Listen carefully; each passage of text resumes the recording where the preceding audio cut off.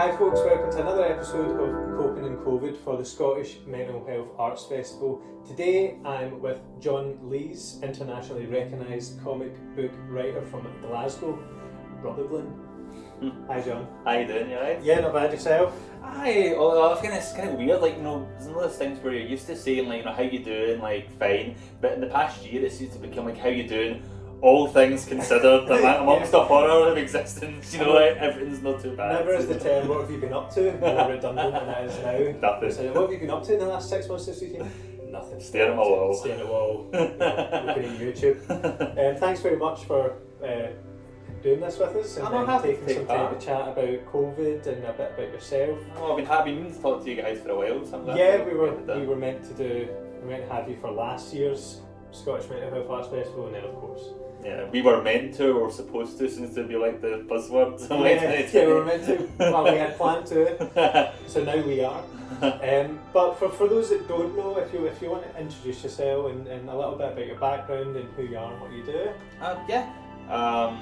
I'm John Lees, as you said, and I'm a comic book writer.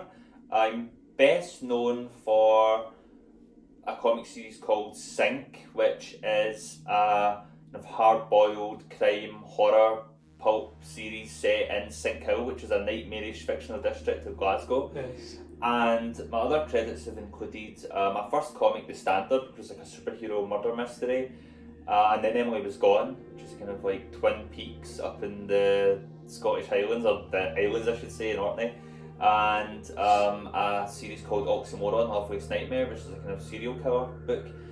More recently, my credits have included Mountainhead, which is this kind of snowbound psychological thriller set in the Canadian mountains, and a comic called Hotel, which is an anthology horror series set in an old hotel off Route 66.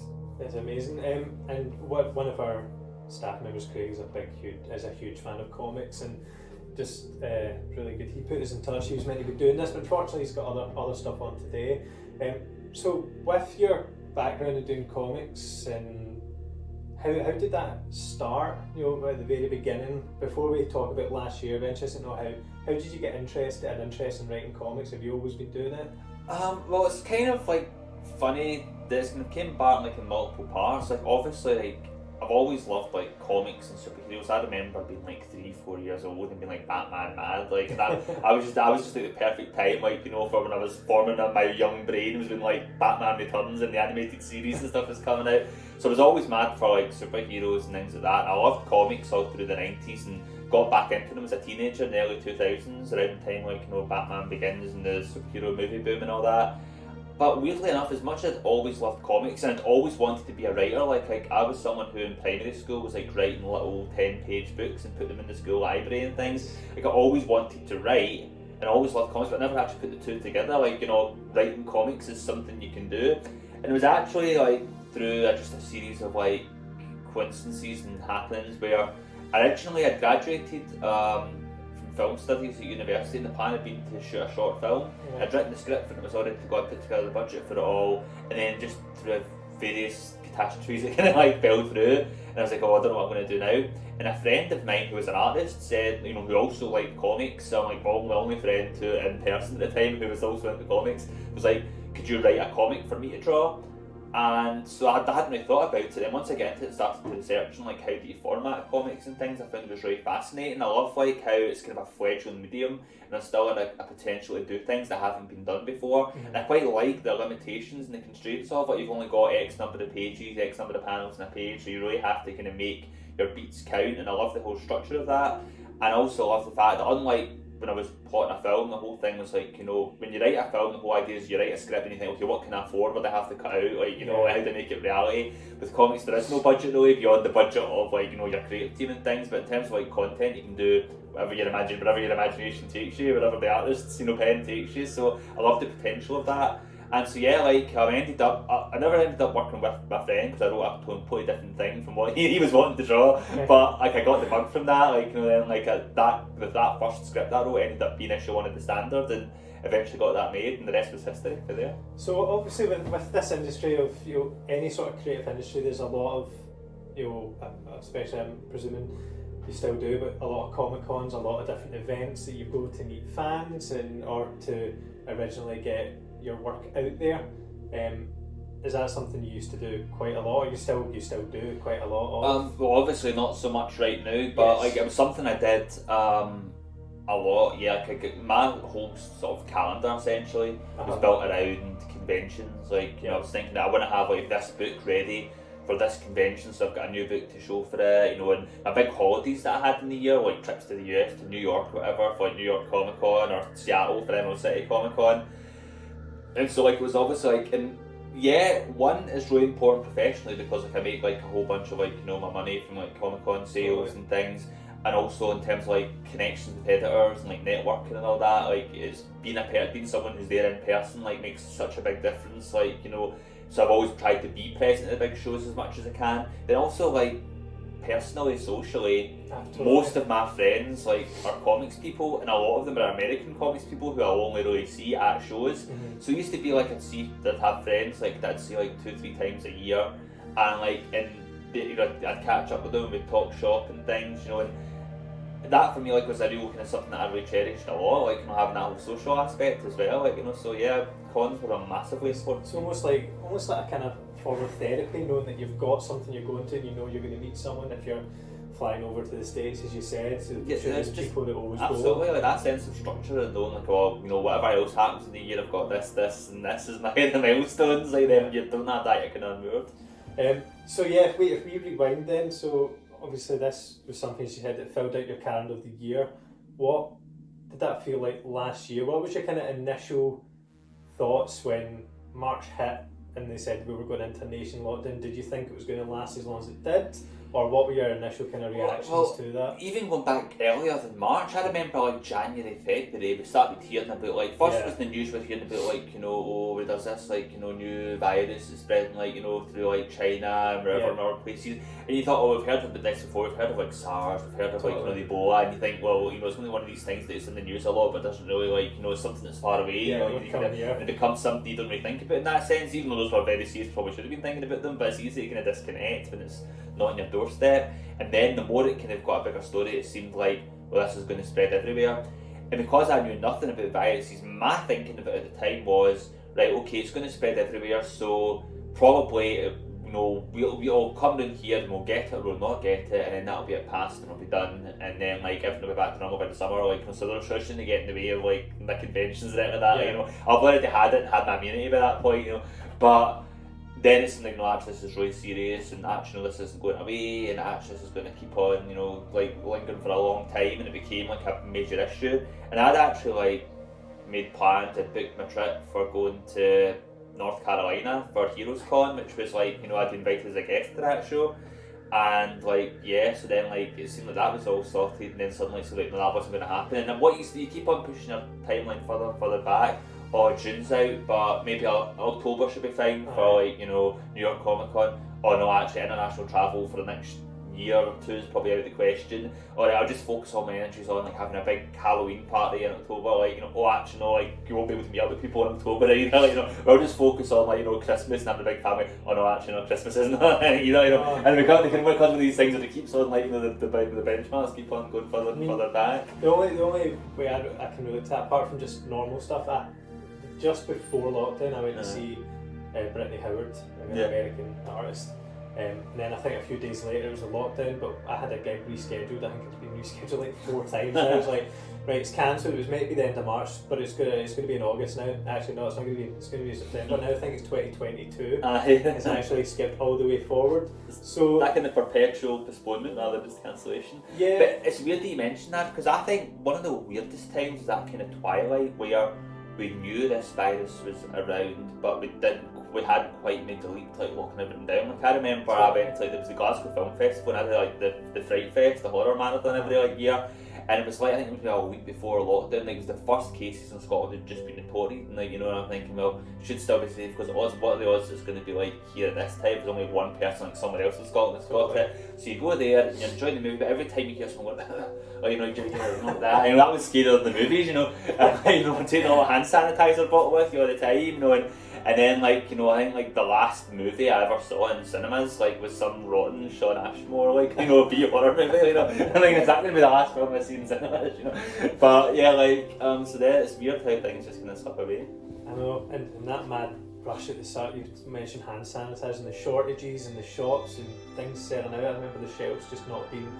It was definitely a weird time to think back to, and obviously it's still talking about international travel. Is that still something that's off the cards for you for this year, do you think? Yeah, no, I think like even like my thinking is, the way I'm thinking is, once I get my second jab and like, you know, if 3 weeks pass, whatever, like then I'll start thinking, okay, maybe I can go to the cinema, go to the gym, I can go to town, like that for me is like a big step of like, which I've not really done. Yeah, totally. But yeah, no, in terms of travelling, I kind of feel like when you go to America, you're spending like, you know, depending where you're going, like 7 to 10 hours in a little box. I always feel like I get ill, like even pre-COVID, just from being in that kind of, like, you know, and like, so for me, like, I think I would rather wait until at least next year before I'm even considering, like, you know, for me, like, I've penciled in, like, you know, the aforementioned Heroes Club North Carolina keep on saying, like, invitations open. I'm thinking, like, you know, my earliest date for maybe travelling to the US again would be for their June 2022 show.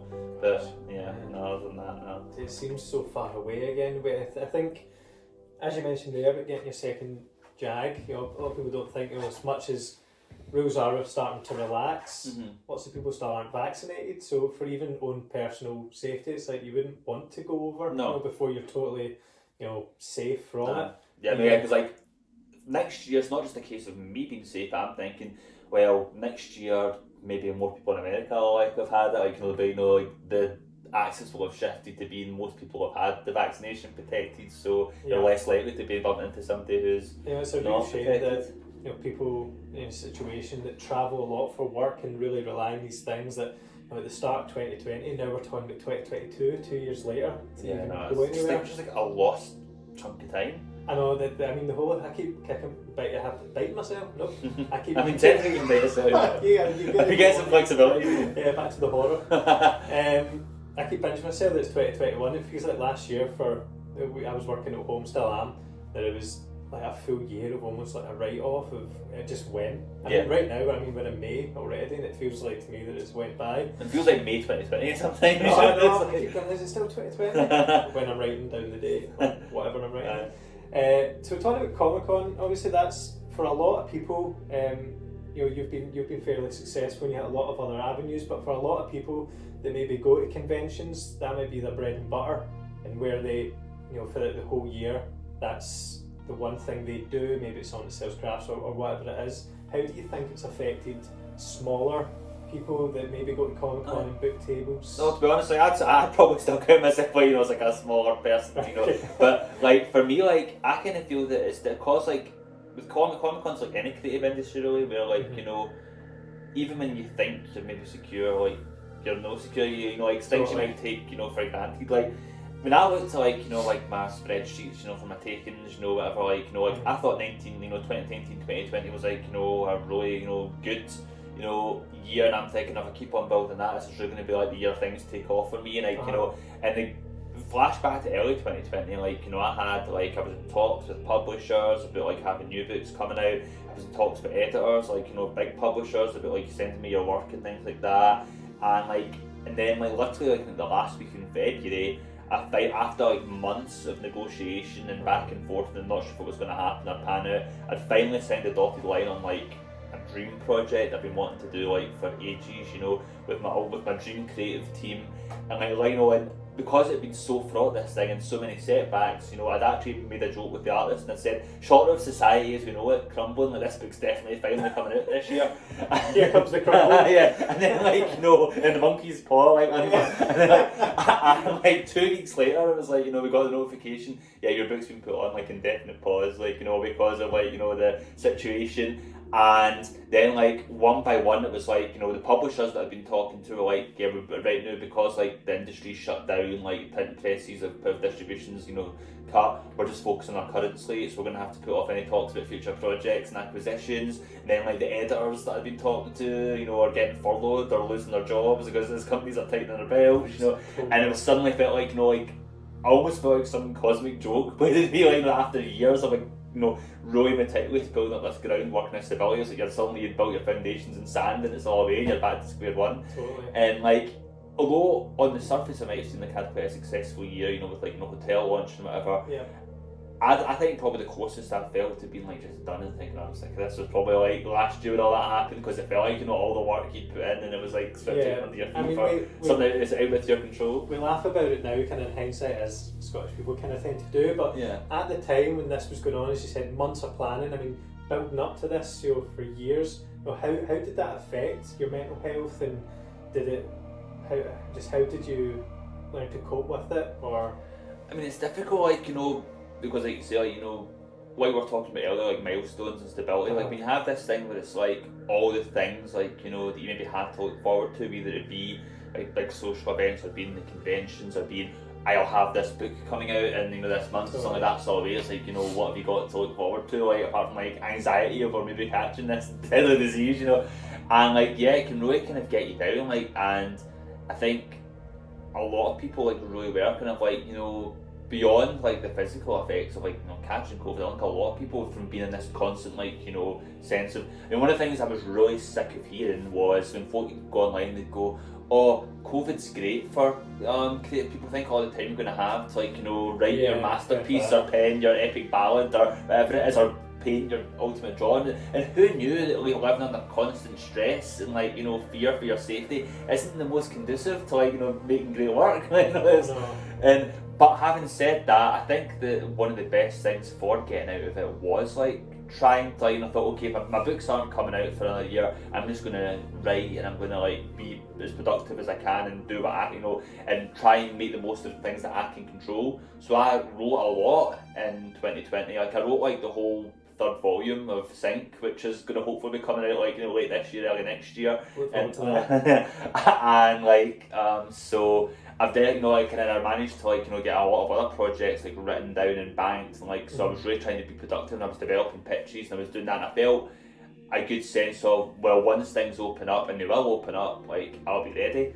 And so that was kind of something that was good to kind of keep me focused, and also just trying to have little routines. And I think that's what I was actually talking to somebody, how much worse would this pandemic have been if it happened even 10-15 years ago, before Skype and Zoom were so widely proliferated, and so accessible.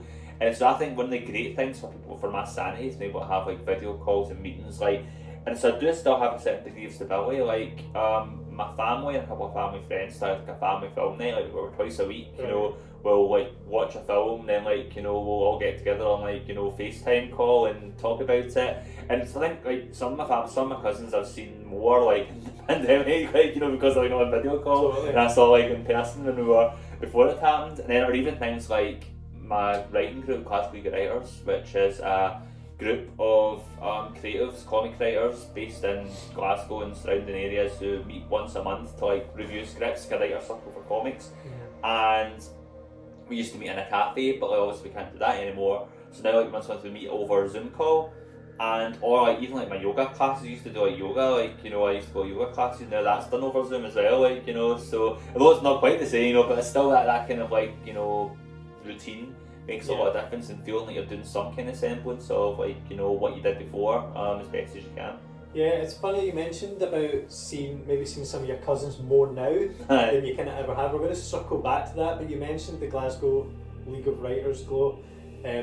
What if for those who don't know, what was that? How did that form, and how's that been affected by the pandemic? Oh well, the Glasgow League of Writers actually started from, it was a bunch of us. It was me, another writer called Luke Halsell, and Gordon Robertson, who's a writer too, and just we'd known each other just from going to book clubs and going to or taking part in forums or just being around events. At the time, back in 2010, there wasn't really that many events going on, but there was some stuff, so we kind of got socialised, and we all had this talk of, I think me and Luke especially would talk about, oh, it's a shame that there's not a writers group for comics or a way to network.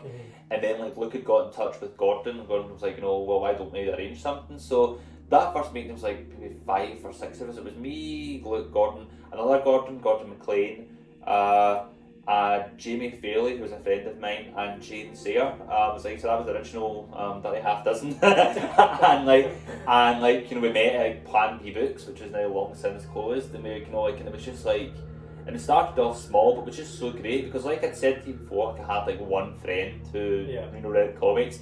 It just felt so good being able to meet with other, not just in terms of like creatively, being able to like fire ideas off of somebody, like, and get feedback, but like just being able to like talk comics with other folk who liked comics and had similar interests. And like, I kind of feel like post uni, like, I kind of like withdrew socially. I didn't have much social skills, but you know, but being able to like, you know, have like regular meetings with folk, like then, and then from there, obviously, like, I felt like that around that time period was like when comics really woke up in Glasgow. Like, you'd always had some degree of scene in Scotland, in Glasgow, like Oak Street Studios, but it felt quite quiet for a while. But then, like, obviously, like with the Glasgow Writers, and you had the various like creators coming out with their own books, and it felt like the scene was expanding, conventions starting. It felt like a whole social scene's kind of emerged, which has been really exciting. But yeah, so like, and also Glow has been invaluable for me, because even if I've not got a book that's getting published, knowing that I have like a Glow meeting like once a month, and if I write a script, I'm writing for that group, that's a really good productive motivator as well. And just like reading other people's stuff gets you really energised and thinking, well, I want to write something too, like, you know. So I think it's been fantastic over, you know, the past decade. The membership has changed and grown and shrunk and shifted round, you know, but it's always been around in some form, and it was doing really well, like, you know, at the point of 2020.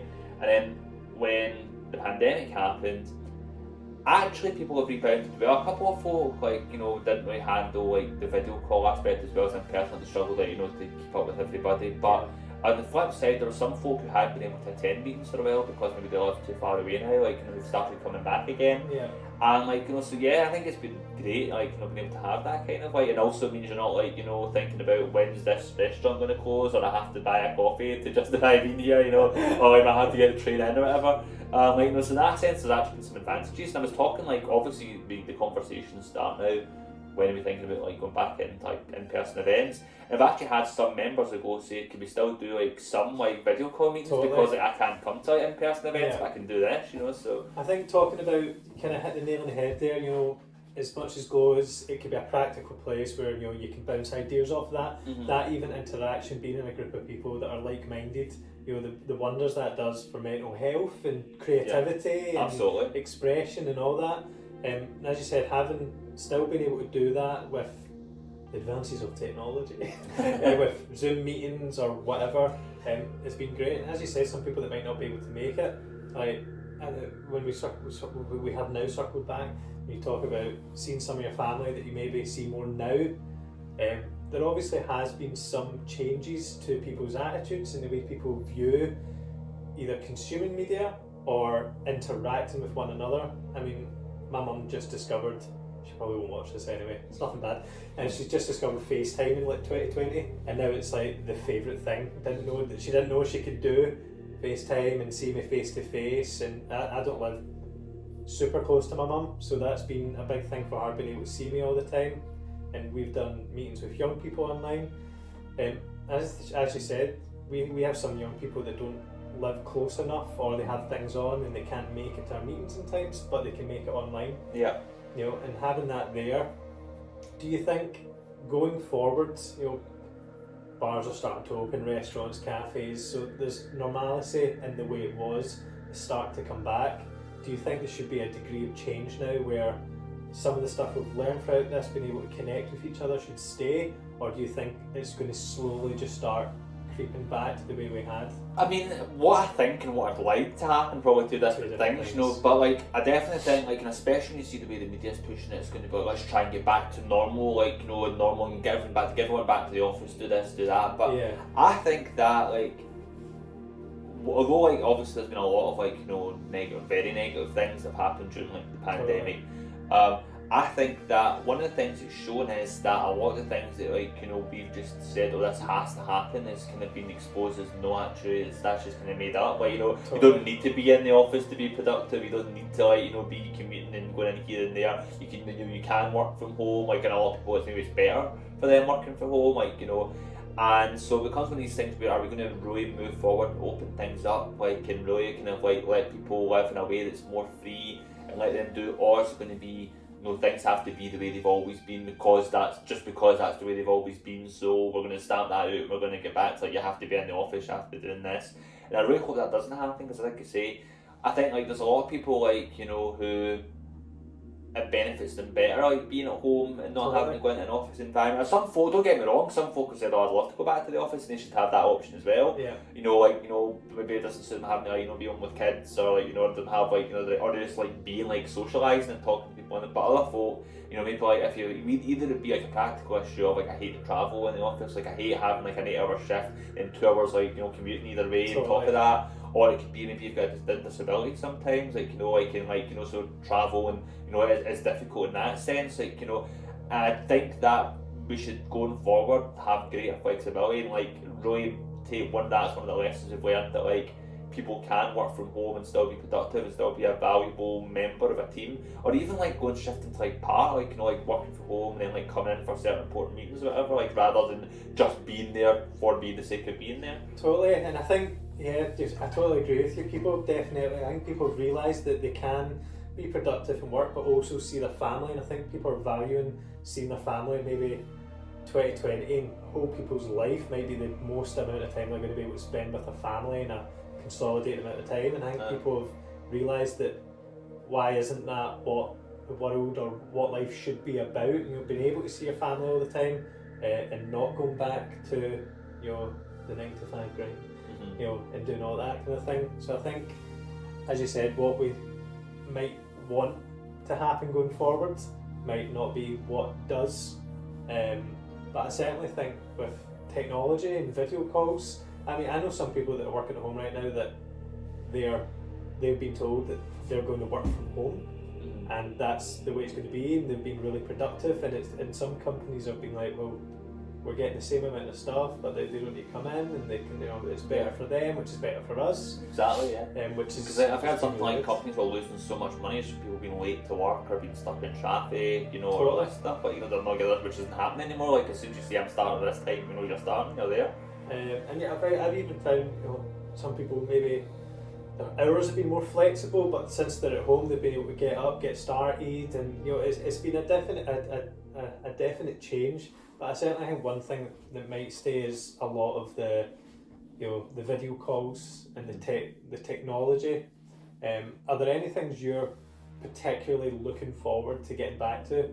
I guess obviously a lot of the stuff you mentioned. It's weird, the very minor thing. I remember this is the most pathetic thing ever, but I think it was at one point last year I had this really kind of vivid, sort of yearning dream. But in the dream I was walking through Sucky Hall Street.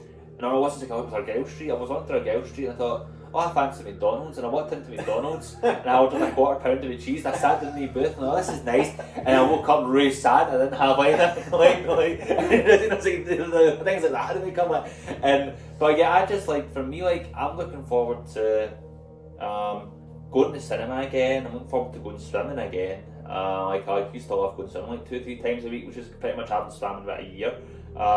I'm looking forward to going to the comic shop. I get my comics in mail order now, but it's not the same as going and picking them off the shelf. Yeah. I'm looking forward to meeting up with friends, going to a restaurant again, going, because I used to love going to restaurants or just hanging out with people in person, because as nice as it is to have a video call with somebody, it's not the same as meeting them in person still. I think there's certain aspects of that, but I'd love to just be able to meet up with folk again. I'm looking forward to doing Halloween again, because one of the big annual calendar things is I have a big Halloween party, I can have all my friends over and stuff, and we did that over video call this year. Did you all dress up? Yeah, we all dressed up, sat in a wee bit. We did 1, 2, 3 and played the movies at the same time. Nice as Buffett, it's again. Yeah, so we did some versions, but it'd be nice to kind of do that again, or just like I said, Christmas, that kind of stuff, conventions, and so the little things, it's not necessarily the big massive things, it's just the wee things we used to take for granted. Yeah, totally, I was just about to say that exact thing. It's the wee things that we take for granted. Sounds really, no, maybe it doesn't sound sad. I used to love going for coffee, and I would usually bring a book, or just use a book, and I'd sit for coffee for maybe an hour or whatever, and wee things like that, or being able to even, as you said with your big dream of anime on, being able to walk round the shops even with nothing particularly to buy. Or a big thing for myself is I've got quite a, not as large as Craig Brownlee, but I've got quite a large vinyl collection, and been able to go to a record shop and just browsing through. As you said, you've got your comics on mail order, and I've been ordering lots of vinyl as well, but it's not the same as being able to go in and the tangible browse and have a look through the shelves and talk to people and that kind of stuff. Totally. See a crazy album cover and buying it, not knowing what it is. And then getting a new favourite band from it. So these little small interactions that I think we take for granted just because, not in a ignorant way, but maybe ignorance in its purest form, that we've always had it. We know we can hang out with friends, or we can go to cafes and restaurants, and to have that stripped away for the best part of a year. I know there was a wee bit where things started going back and then it went again. I think it only really now makes us realise how important wee things like that are. Going to a restaurant and sharing a meal with people and laughing. As you said, you can do it online, but it's not the same as that. There's that kind of hidden force when you're in person with someone. Oh, well, that kind of comes with anxieties as well, because like on the one hand, like, I'm really looking forward to like getting back and meeting people and doing conventions, but then the other hand, you have this worry of like what happens if like my social muscles have atrophied, and like, I'm going to meet someone and be like, I don't know how to talk anymore, I don't know how to like do it. I even found that with people that I've known for years, even staff members. We were throughout the big lockdown. I remember when I met Ali and Craig, who I work with again. We were like awkwardly talking to each other. I was like, this is crazy. I've known you for years, like a long time, and all of a sudden I'm like, what is it you say to people when you meet them again? How's it, what do you do? And how's it going? Like, when the conversation's dried up, like, where's the big button I can press? Like, you want to leave meeting, like, I can't do that. But hopefully now we're starting to go back to something, but still I think it's really important that we don't forget the things that we're currently talking about, that we've learned with regards to mental health and how we view, or really try not to take things for granted as much as we can. Absolutely. Like, one of the things that I've done, like, is like it seems like a really minor thing, but like every Friday, like, I always write out, like, in my iPad I have a wee document, and I write out like, things, that I did this week, or things that I achieved this week, And I started doing this like years ago because it was a good motivator. Like, I wrote this script, managed to get like, I contacted like this retailer, I went through my list of that. But like, and I've still kept on doing that. I got through last year, but the first thing like I wrote on the list like every week was like, I stayed healthy, like, I kept, me and my family were safe from COVID, which is something a lot of folk weren't able to say.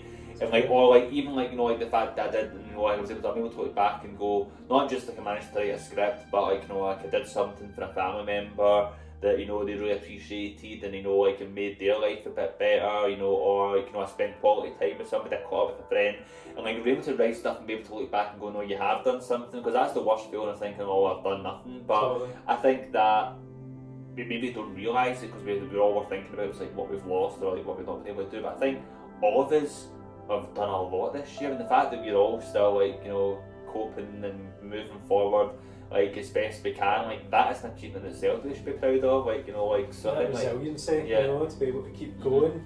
And as I said, these wee things that may seem small, to write down that you've done this. Even we'll speak to some people, even some people being able to get out of bed, it's a big thing, and it is a big thing because these wee things, snowball and they can become bigger things, or then themselves might be. So I think we have got some good chat. Thank you very, very much for talking. Thank you very much for talking. I hope that was it was brilliant. It's been great to hear about. This is a kind of field that I don't know very much about. So it's been great to hear about the kind of stuff that you do throughout the year, and this is our first kind of return to doing a lot of these kind of in-person stuff, so it's actually been good to just sit down and talk. No, it's nice, like, I think we're all kind of getting back into the swing of things and doing that, like, obviously, like, as a wee kind of, like, wrap up, like, all, like, things are opening up again, like, I've been talking to the publishers again, like, that postponed dream project is back in the works, like, it's on the production slate again, like, so I think that's something else to remember, like, be like, things, will come back, like, are coming back. So that includes having this conversation. Yeah, totally. There's lots of things to look forward to, and well done everyone for getting through it. It's cheesy. Thanks again, John, for chatting to us. Thanks for chatting. Catch you in the next one.